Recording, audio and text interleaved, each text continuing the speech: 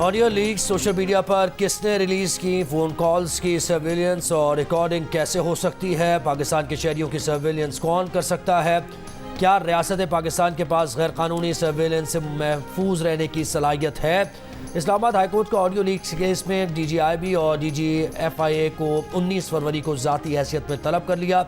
अदालत का FIA और IB को ऑडियो लीक्स शेयर करने वाले सोशल मीडिया अकाउंट्स की तफसील के साथ रिपोर्ट पेश करने का हुक्म। जस्टिस बाबर सत्तार की जानिब से 7 सफ़ात पर मुश्तमिल तहरीरी हुक्मनामे में कहा गया कि अटॉर्नी जनरल ने बताया कि वफाकी हुकूमत ने किसी इंटेलिजेंस एजेंसी को टेलीफोन कॉल्स रिकॉर्ड करने की इजाज़त नहीं दी।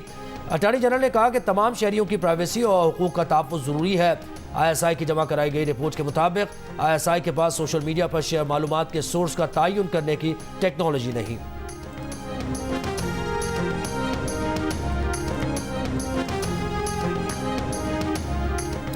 मुस्लिम लीग नून सुप्रीम कोर्ट के साइफर केस फैसले का एहतराम करती है। लीगी रहनुमा मलिक अहमद खान की प्रेस कॉन्फ्रेंस, कहा बास गश्त है कि जिसके हक में फैसला हो वही लाडला होता है। माजी की हुकूमत ने साइफर को बुनियाद बनाकर सियासत की। इस्टेब्लिशमेंट को भी साइफर के मामले पर घसीटा गया। साइफर को जवाज बनाकर एक दोस्त मुल्क के सरकारी हुकाम पर इल्ज़ाम लगाए गए। PTI को बंद लिफाफों से रगबत है, चाहे बंद लिफाफे में 190 मिलियन पाउंड ही क्यों न हो। कासिम सूरी ने भी सरबमुहर लिफाफा लहराया।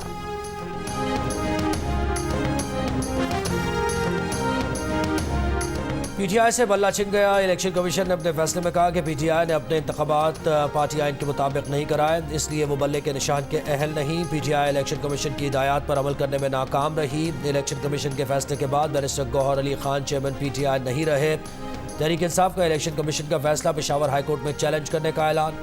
तर्जुमान PTI ने कहा कि मंगल को सुप्रीम कोर्ट में दरख्वास्त दायर करेंगे।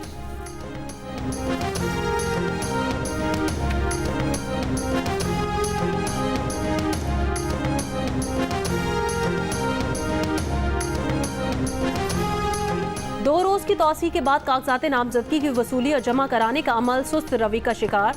लाहौर की कौमी असम्बली पर अब तक 89 उम्मीदवारों ने कागजात नामजदगी जमा कराए।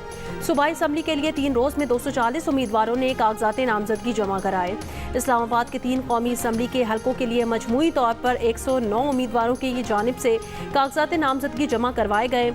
पेशावर में ख़वातीन और अक़लियतों की मखसूस नशिस्तों के लिए 264 उम्मीदवारों ने कागजात जमा कराए। कोयटा की 3 कौमी और 9 सूबाई असम्बली की नशिस्तों के लिए कागजात नामजदगी जमा करवाए जा रहे हैं।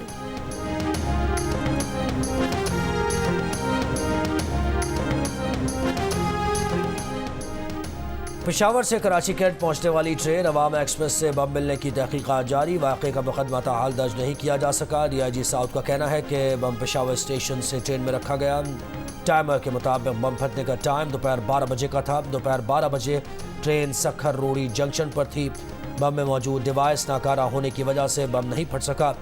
कैंट स्टेशन पर ट्रेन आकर रुकी तो ट्रेन अमले ने मशकूक बैग देखकर फ़ौरन पुलिस को इत्तला दी।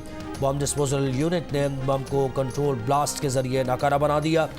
बम 5 किलो का था, जिसमें 2 किलोग्राम धमाका खेज मवाद था, जिसे टाइम डिवाइस के साथ मुंसलिक किया गया था।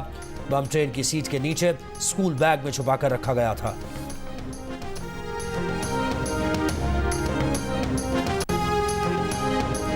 कश्मीर में 12 मुहम्मियों की बाजियाबी के लिए पुलिस ऑपरेशन जारी। पुलिस की कच्चे के दाखिली और खारजी रास्तों पर नाकाबंदी। मुख्तलिफ मकामात पर डाकुओं और पुलिस के दरमियान फायरिंग का तबादला भी जारी।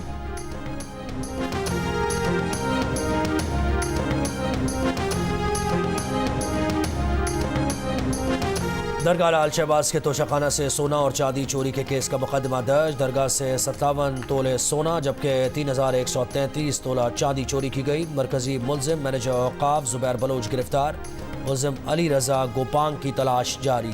गजा में निहत्ते फ़लस्तीनियों की नस्ल कुशी को रोकने के लिए इसराइल और आलमी बरादरी को मज़ीद कितने बच्चों और औरतों की लाशें चाहिए। पीपल्स पार्टी रहनुमा शहरी रहमान की इसराइल की जानिब से गजा पर 2000 पाउंड वजनी बम गिराने की सख्त अल्फाज में मजम्मत।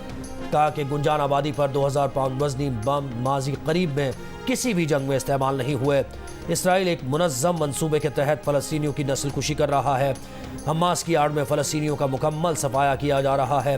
अब तक गजा में 20,000 से ज़ायद लोग शहीद हो चुके, जिनमें बड़ी तादाद औरतों और बच्चों की है। और यमन के शहर सना में फ़लस्तीन के हक़ में अज़ीमुश्शान मुज़ाहरा, 10 लाख अफराद की शिरकत। उर्दन के दारुल हुकूमत अमान में अमरीकी सफारत खाने के करीब मुज़ाहरा।